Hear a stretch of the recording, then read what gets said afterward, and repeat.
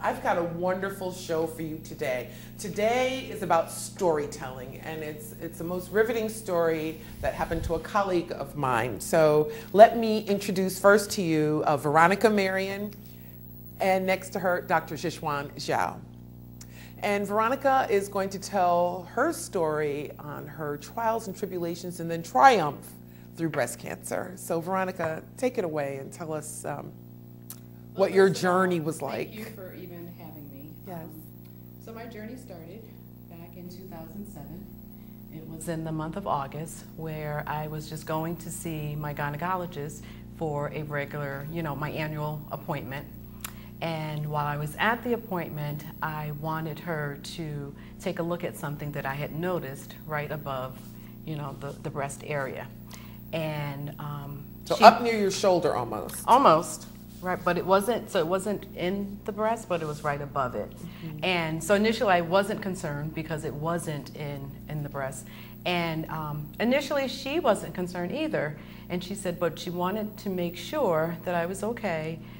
So she scheduled me to have a mammogram and an ultrasound. So Dr. Zhao, is it typical for women to have any kind of a lump? I know for self-breast exam, I normally don't check up here. I pretty much just do around the breast area and kind of under the armpit. So is that typical? It's not typical. Usually, of course, most breast cancers are found in the breasts. However, women do have accessory breast tissue extending into the armpit area, especially on the left side, because majority of women have bigger left breasts. And thus there's extension of tissue, sometimes we call tail of the breast. And certainly wherever there's breast tissue, there's a chance for cancer to occur there. Okay. And that's probably what happened to Veronica. Okay. So then what happened? That's exactly what happened. Mm-hmm. So I went in for the appointment, and we were doing the mammogram, and the mammogram didn't show much. And then I stayed for the appointment, and we were doing the ultrasound. Now, it was during the ultrasound that I had a feeling that something wasn't quite right, because I was there for a longer period of time, and more doctors were coming into the room. And so that was a clue for me that they were finding something. There was something that they were looking at, and they were not telling me what it was. Okay, so Dr. Zhao, can you explain an ultrasound? I'm guessing that a lot of women probably have not had an ultrasound. Most that have had mammographies probably haven't even had an ultrasound. Right. So describe what that process is like. Ultrasound, of course, is a different imaging study from mammogram, which is X-ray of the breasts. Ultrasound is commonly used to differentiate between solid mass versus cysts. And ultrasound is also a good tool. In Veronica's case, the mass was found really far from the main breast tissue, and it's hard for that part to be included in it for mammogram. And ultrasound certainly is a diagnostic tool in this case, also great guidance for biopsy of the tissue. Great. Right, so that's exactly what happened. So more people coming into the room, you're getting nervous. I was getting a little nervous, but so I was just, talking to myself and remaining calm. And then they pretty much said, okay, we have enough photos, or they were taking, pictures of the area. And they said I would hear from my doctor, basically. And it probably took maybe a couple of days to get the information back. and my doctor called me and wanted me to see a specialist. And so I had to go in and see a specialist to have a biopsy done. So what's the biopsy like? I don't even like the word biopsy because it sounds like a needle. Anything that sounds like a needle, I don't like. It was a needle. It's a procedure to get tissue for pathology, histology, so we can tell, of course, by the pathologist whether it's cancers or any other type of benign pathology. It can be done by a needle, usually a pretty good sized needle. It can be done by, a knife or any instruments that can be used to obtain tissue. Yeah, good sized needle. So I think it was a good sized needle. I think that's what happened. And it was quick. It was done right in the office. Did not take long. Not too painful, not at all. And then I think, so the other challenging piece was that you leave not knowing. And so now you just have to go home and wait. And that could be, a bit of a challenge. And so I did wait. And then the phone call came, and they asked me. And you were at work, I think. I was at work. And so describe what happened. I know the story. I was in a meeting actually, and the phone call came in through my cell phone. So I took the cell phone, and thank God my colleagues were with me. And initially they didn't want to tell me over the phone. Yes. And I had a feeling that if you didn't want to tell me over the phone, I already know. Right. So tell me over the phone. And so. And she forced her doctor to tell her. I did. And I just always felt that I was going to be okay. Yes. And I wasn't going to worry about it. Exactly. And so I got the information, and then I knew it was time for me to start making some decisions. Okay. So, Doc, what are some of the options when a woman finds out that she has breast cancer? You're talking about treatments? Yes, right? treatment. Yeah, for treatment. Yeah. A lot of times there's no further workup is necessary, but some physicians may recommend a little more studies, including CT scan, to make sure there's no metastatic disease. And then the next thing is to talk about surgery. Most commonly, most women will benefit from having surgery done, depending on the size of the tumor, where the location. Of course, many different types of surgery can be done, and you can probably talk what you had. Yeah. So what I did, well, I did a little homework first. Yes. And I interviewed a couple of doctors because Tell us about that process. I did some interviewing. I called friends and families, and I wanted to be with someone that I felt comfortable with. And so I did visit a couple of doctors' offices, and one I felt like it was really cold and not connecting with me as a person, couldn't answer questions regarding working with women of color, and so that was a concern for me. So I knew that I was going to keep looking. And finally I did connect with someone that I felt comfortable with. And what was it about that doctor that made you pick that doctor? She was she was a woman, and she was a woman of color, and she took the time to get to know Veronica, and she answered my questions. She didn't rush me, and she provided me with her personal contact information. I think that's so important. That's why I asked. Oh. That's how I met Dr. Zhao. I think it's really important that there's a connection between you and the doctor, that you feel confident with the doctor, that your questions are answered.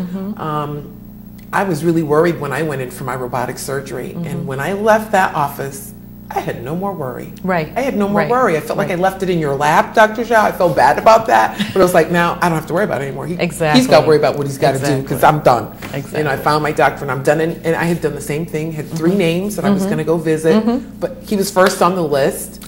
And that's it. I didn't end up going to see the other 2. So yeah, I think that's really important. It's huge. Yeah. It's huge because you already have a lot on your mind, right? And you don't want to have to be concerned about your doctor. Exactly. Yeah. Exactly. Exactly.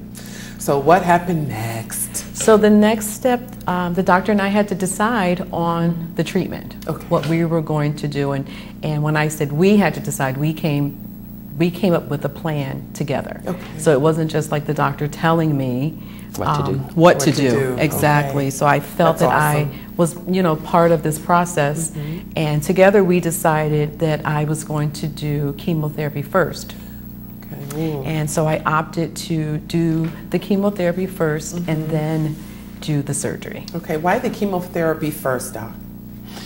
Well, sometimes I think it depends on the location of the tumor, the size of the tumor. Some tumors can be really good in size and involve some vital organs may be involved depending on location, of course, and not necessarily breast cancer.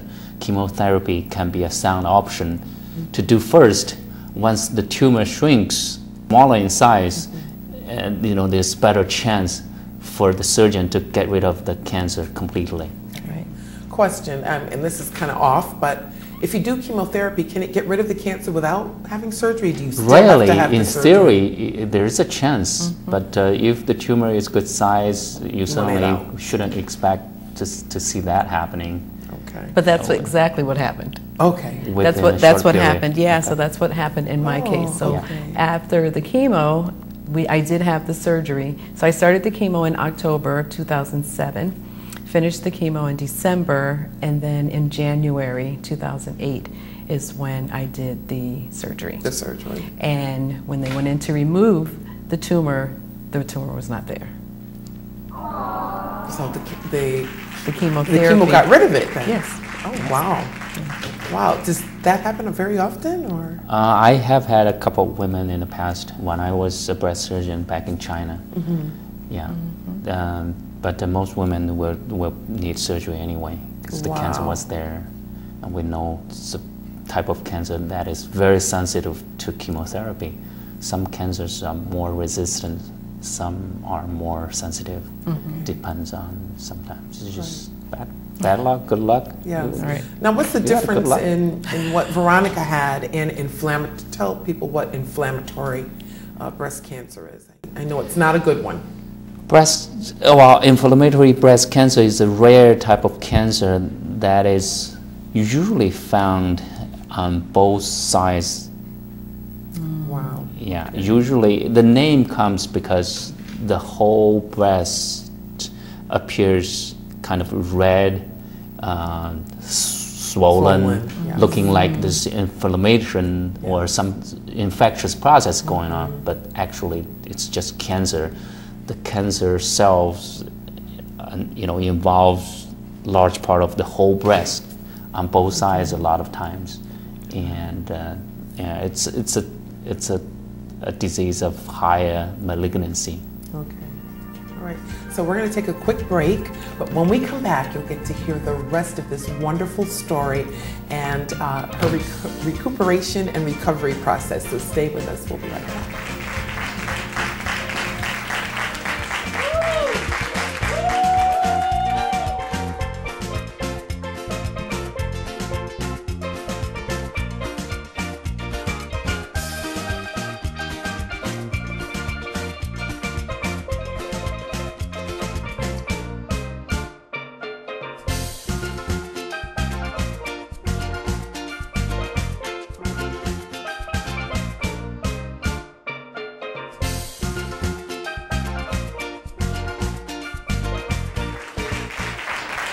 Welcome back to the show. I'm Linnet, and if you're just joining us, I'm here talking with Dr. Zhiquan Zhao and Veronica Marion, and Veronica is telling us about her journey and battle against breast cancer. So let's pick up where we left off. Dr. Zhao, please tell us a little bit more about having breast cancer, what the surgery entails, and if you could also incorporate a little bit. I had another friend who had breast cancer in her family, was going to lose her left breast and decided she wanted to take off the right one as well and go for implants. So if you could speak a little bit to that.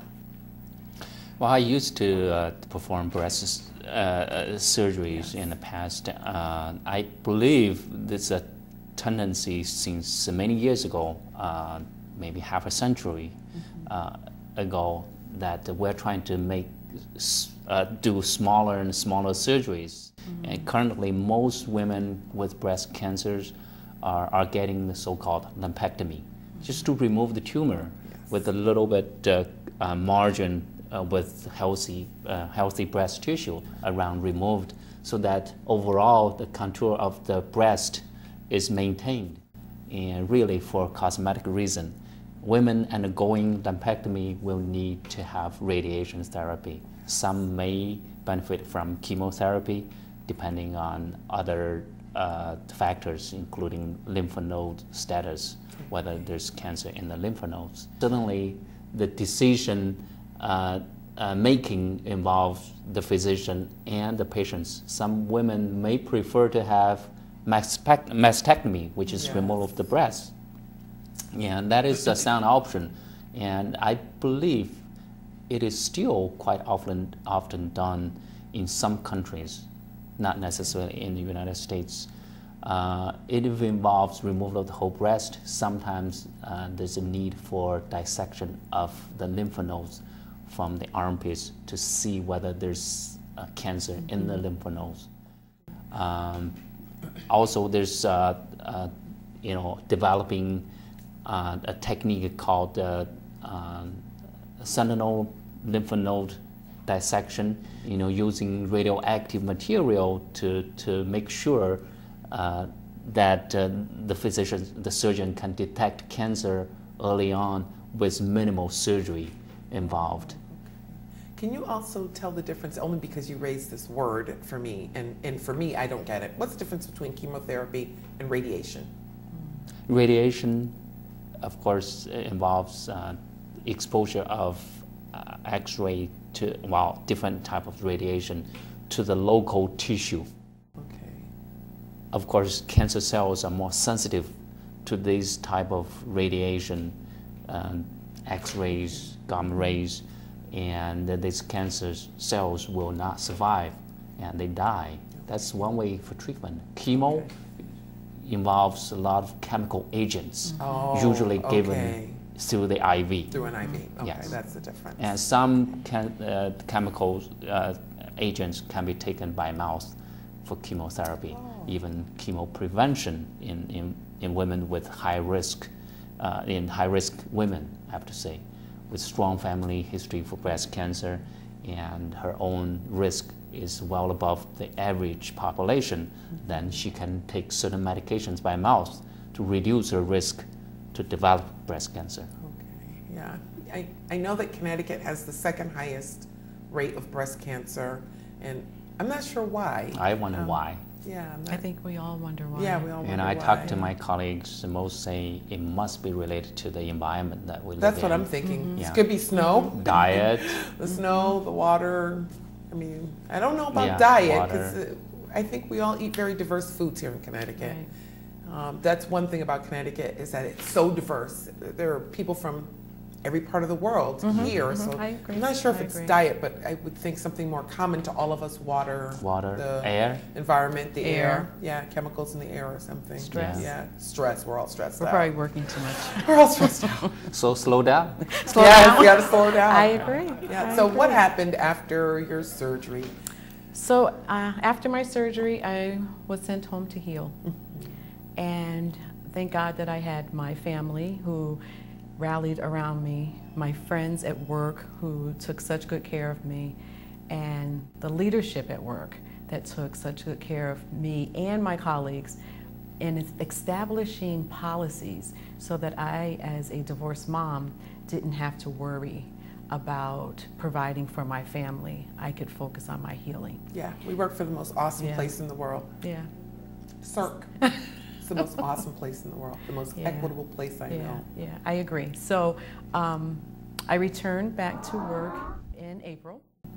And initially I was working maybe part-time. For the first 2 weeks, I was working part-time. But then once I was back into the office, I was like 100% and I was Yes. ready to go. And always look Yeah. good. You Oh, look good through thank the whole you. process. Thank you. Even when I came to Thank see you, you. look fabulous, Thank fabulous. you. So let's talk a little bit about your son, Trey, and when you decided you were going to tell him. He was only 4 years old at the time. Trey was 4 when I was diagnosed, and I remember having a conversation with the social worker, and she wanted to know how could she help me. Is there anything that I needed? And I said, well, I have my baby at home, and do you have any children's books?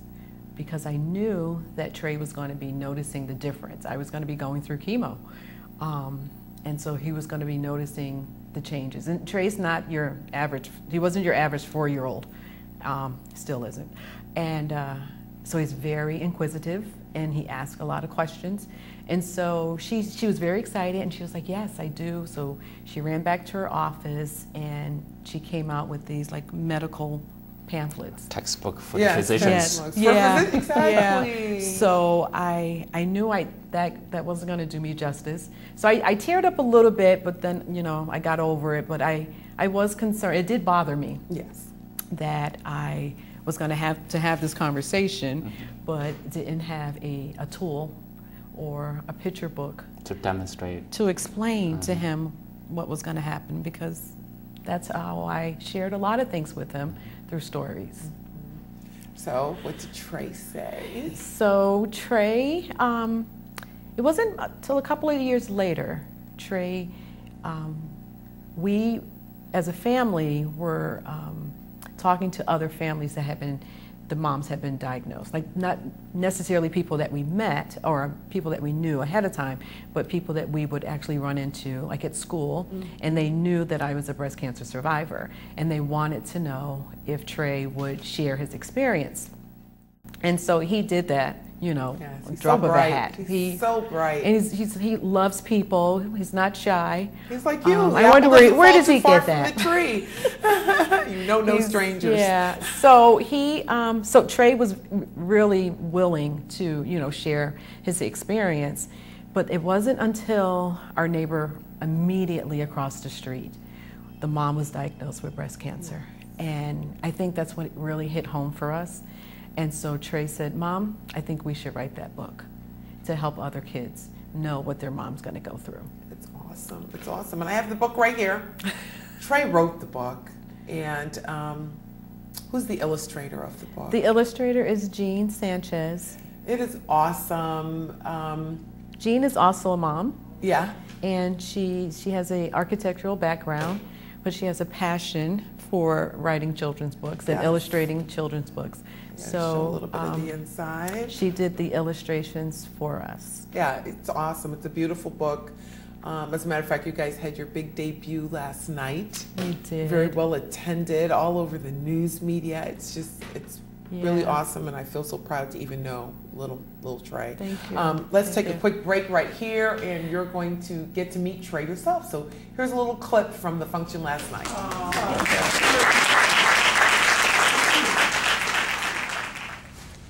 When Mommy had cancer.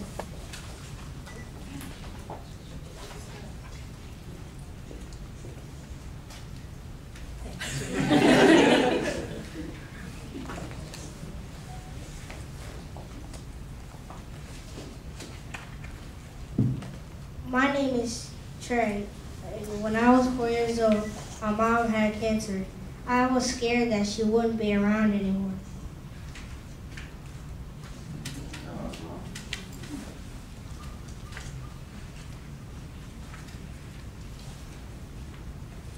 I was sad and mad because Mommy was sick. Mommy helped me not to be afraid. She explained what was happening to her and that we were going to be all right.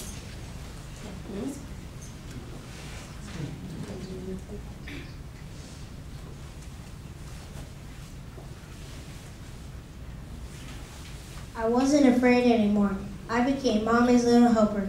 I'd empty the trash, pick up my toys, and dust with a feather. I did all my jobs until Mommy felt better.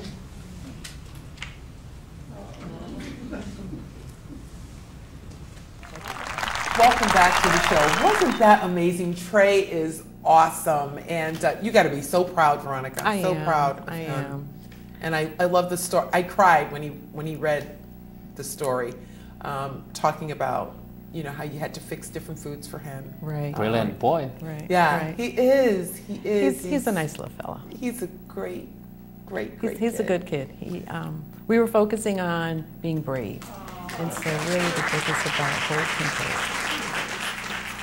That's awesome. Dr. Zhao, before we wrap up, can you just go over the importance of preventive care for women and what they need to do?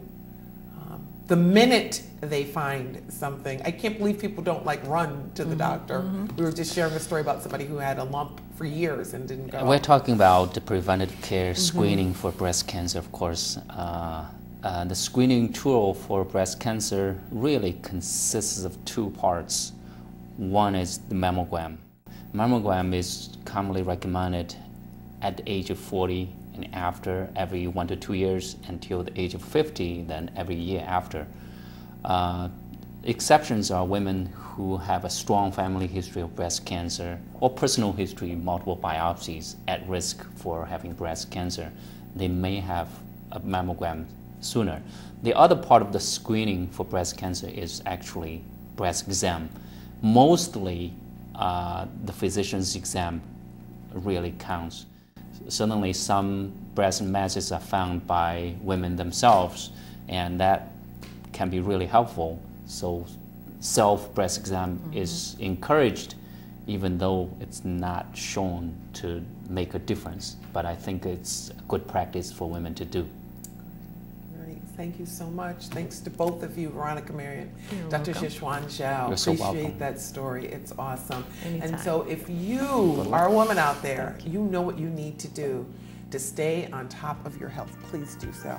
Thanks so much for watching. I'm Linnet, Carty, and we'll see you on the next program. And remember, I love you more than I love cooked food.